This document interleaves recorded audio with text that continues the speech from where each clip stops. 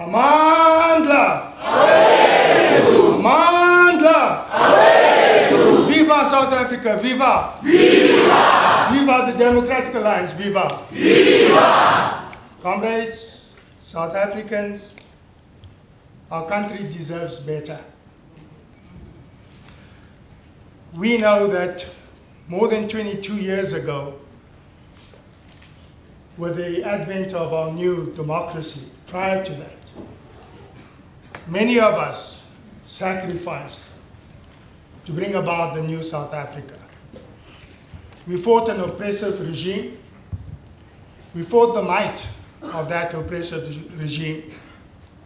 One of the most powerful armies of the day, with nothing else but will, determination, and on occasion, with bricks and missiles. But we brought about the new South Africa, peacefully, to a large extent. And in 1994, all of us embraced this notion that we are going to achieve great heights as a nation. And indeed, the late Nelson Mandela espoused the notion of a rainbow nation. And together, we strived to achieve that impossible dream. But what has happened since then? 22 years later, and under the leadership of none other than Jacob Zuma, we have found our country going from crisis to crisis. The African National Congress, from which many of us come, had in fact become the African National Crisis. Yes. South Africa deserves better. South Africa is worth saving. Ons is hier om te bly. Ons polla hier, ons gaan nergens nie. This is our South Africa, and we will do what we need to do to achieve the better South Africa. You see, in my lifetime, I prayed, when my little kids were still small, that in my lifetime, I'd be blessed to see the new South Africa. And my blessings, my prayers have been answered, and I've been blessed with that at a relatively young age. But it is my call and my quest at this moment in time, and my prayer, that in my lifetime, my grandchildren will be able to see the better South Africa. And I know that you feel the same way about it. So it is when people who once upon a time were very much part of the very blood and bone of the ANC come to realize that the country is bigger than the party, and therefore moves that psychological shift, which is a difficult one because I speak from experience, to move from where your heart is and where you've grown up in that organization, to move and to say, I'm joining another organization that has become the true liberators of South Africa, and that's a Democratic Alliance. Then South Africa needs to sit up and take note that we are earnest about saving this country of ours, and indeed setting the trend for the continent.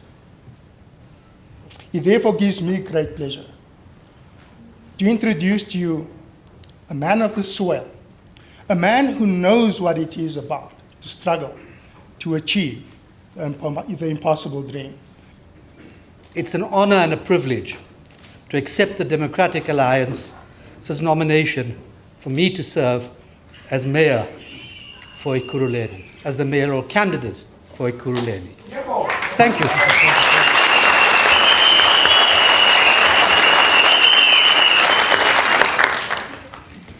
My acceptance of the DA's nomination is a declaration for change. Change for a better future for all the people of Ekurhuleni. But we cannot speak about the future of Ekurhuleni without reflecting on the past, and my own past in particular. It has been 121 years since the arrival of Mahatma Gandhi in South Africa. His arrival and campaigns against discrimination triggered my family's history for fighting against injustice. A century ago. It has been 104 years since the political party I was born into, the ANC, was founded. During this time, we as a nation have fought and triumphed over evil. We found each other as South Africans. No matter how different we thought we were, we forgave each other our trespasses. From the ashes of apartheid, we forged a new country based on human dignity, equality, and freedom for all. I grew up in a family forged in the struggle against injustice. My grandfathers, Ibrahim Asfat and Ahmed Cachalia, campaigned with Mahatma Gandhi against injustice. My father, Yusuf Cachalia, served as Secretary General of the South African Indian Congress. He was arrested and tried by the apartheid government for civil disobedience and served a number of cells in prison and detention. He was sentenced for his part in the Defiance Campaign in 1952, along with Mandela, Sisulu, Kathrada, and J.B. Marks. He was banned and lived under house arrest for a cumulative total of 27 years. As a consequence, I spent many years in involuntary exile. My mother, Amina Cachalia, marched alongside women of all races here in Germiston in 1952 as part of the Defiance Campaign. She and her comrades were arrested and held in a prison in Boksburg. She too was one of the leaders of the 1956 Women's March on the Union buildings, the very occasion we celebrate today as Women's Day. I often remark that I was the only man on the march, my mother being pregnant with me. One thing I have learned from my family and their lifelong activism was that even in the face of the worst injustice, we must never stop imagining what sort of country we can become, what sorts of society we want to live in. These values that I learned from my family have guided me throughout my life. I value non-racialism and reconciliation. I value the idea that a child born in Tembisa must have the same opportunities as a child born in Bedfordview. I value the idea that the government works for the people and not the other way around. Yeah.